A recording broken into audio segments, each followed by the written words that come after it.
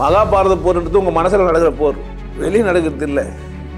நீங்கள் நினச்சிக்கிறீங்களா இப்போ உங்களுக்குள்ள பெரிய போராட்டம் நடந்துக்குது இல்லை, நம்ம இப்படிக்கிறோமே அதை ஏற்றுக்கலாமா, அவனை குழப்பம் இருக்குதா இல்லையா, இல்லை குழப்பம் இல்லாமல் போய் சேர்ந்துருந்தாலும் சரி. இப்போ நான் பேசணும் ஒரு குழப்பம் ஏற்பட்டுற பார்த்தீங்களா, உள்ள போர் நடக்குது தான். அதான் மகாபாரத போர்னா வெளியே போய் அங்கே நடந்ததெல்லாம் கிடையாது. குருஷேத்திர போர் எங்கே தான், புலன் 5, புலன் 5 பூதம், அதுதான் பஞ்சபாண்டவர்கள்.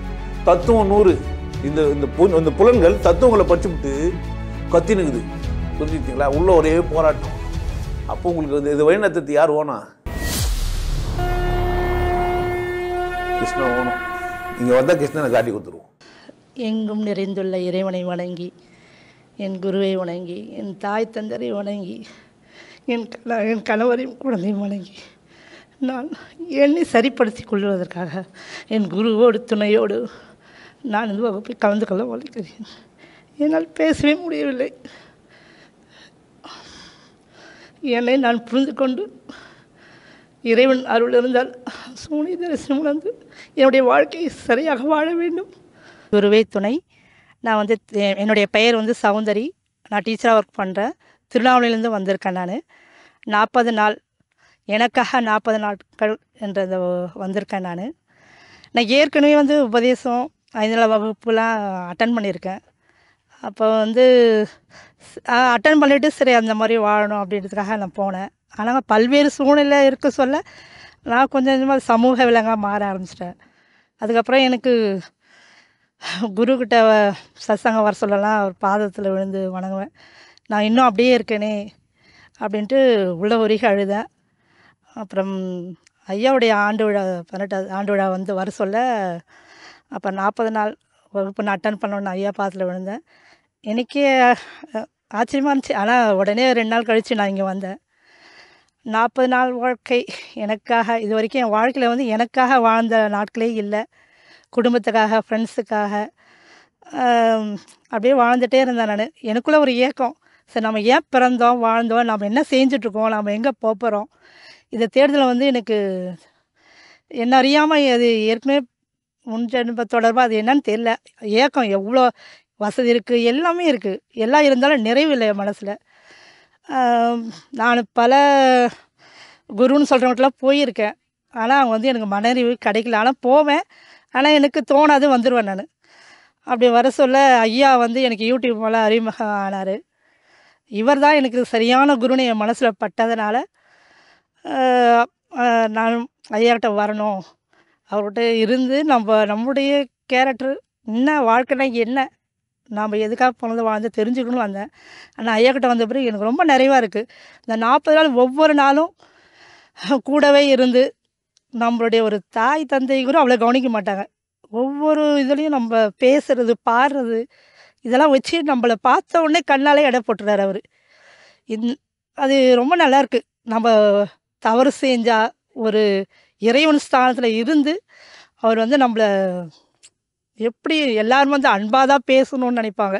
ஆனால் நம்மளை அப்படியே உள்ளே இருக்க கேரக்டர் நாம் நினச்சிருப்போம். 2 கேரக்டர் நமக்குள்ளே இருக்குது. நம்மளுக்கு தெரியாமல் ஒரு கேரக்டர் நம்மளுக்குள்ளே இருக்கிறது ஐயா மூலமாக தான் தெரிஞ்சுக்கிறோம். நான் அன்பானவன், எல்லார்ட்டையும் பழகிறேன் அப்படி இப்படின்ட்டு. ஆனால் எனக்கே தெரியல உள்ள ஒரு ஜாதி வெறி இருக்குன்னு எனக்கு தெரியல. நான் நினச்சேன் அந்த மாதிரி இது வரைக்கும் பழகதில்லை. ஆனால் உள்ளுக்குள்ளே இருக்கிறத ஐயா கண்டுபிடிச்ச பிறகு தான் நான் அப்படியே சுக்குநூறாக ஒழிஞ்சு போனேன்.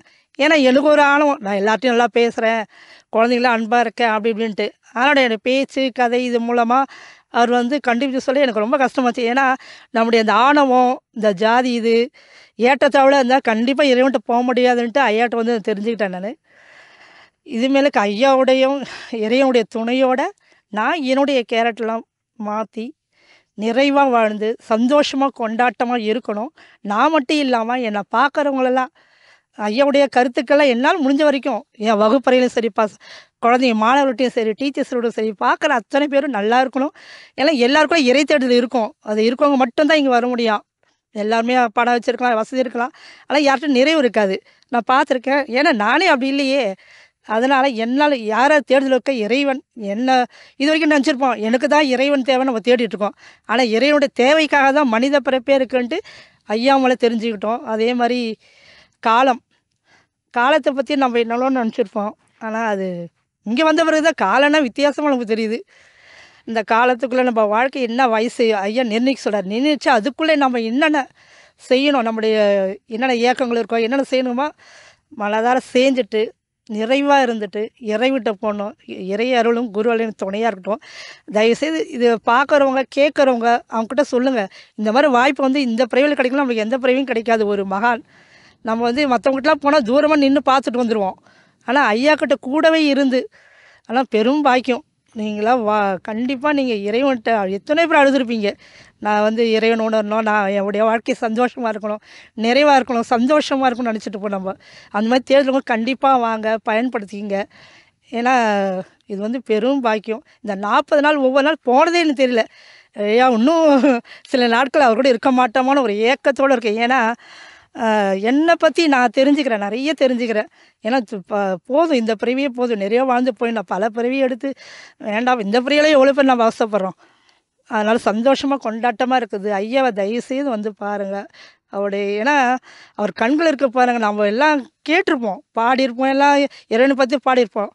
அந்த கண்கள் ஒன்றே போதும், அந்த கருணை, அந்த ஈரம், அதுவும் பெண்களுக்கு ரொம்ப ரொம்ப முக்கியத்துவம் தர்றாரு அவர். இந்த மாதிரி ஏன்னா ஆதி காலத்தில் பெண்கள்லாம் ஒதுக்கிதான் வச்சுருக்காங்க நம்மளை.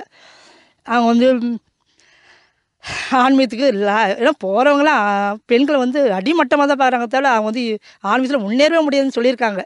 ஆனால் ஐயாக்கிட்ட வந்த பிறகு அவர் வந்து ஒரு இறைவன் வந்து எல்லாரையும் எப்படி சரிசமாக பார்க்குறாரு, அந்த மாதிரி பார்க்குறாரு அவர்.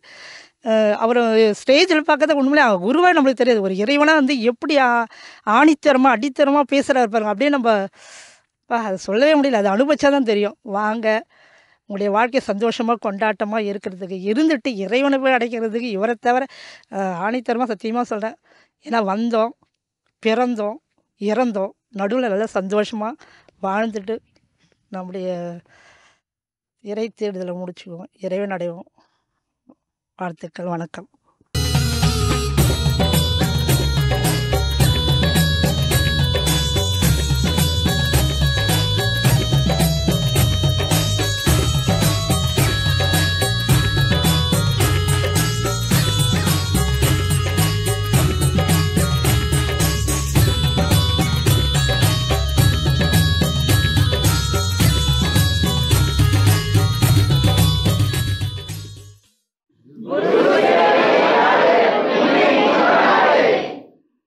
நல்லா இருங்க, சிறப்பாக இருங்க, கொண்டாட்டமாக இருங்க.